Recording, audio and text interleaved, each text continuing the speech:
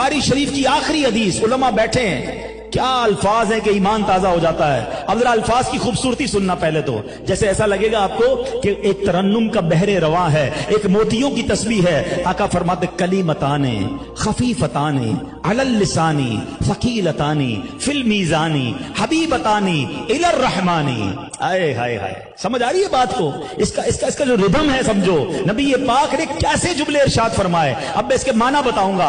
आका फरमाते कलीमताने खफीफताने अलल लिसाने, दो कलिमे हैं बड़े खफीफ हैं जबान पर, फकीलताने फिल मीजान, जबान पर हल्के हैं मगर मीजान पर बड़े भारी हैं।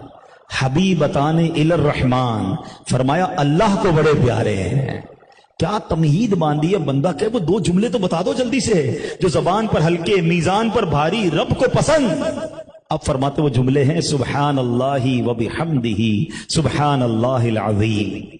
आओ मिलकर पढ़ लो, सुबहान अल्लाही व बिहम्दिही सुबहान अल्लाहिल अज़ीम सुबहान अल्लाही व बिहम्दिही सुबहान अल्लाहिल अज़ीम। मैं एक मशवरा भी दे देता हूं, मैंने प्रैक्टिस किया है इसको।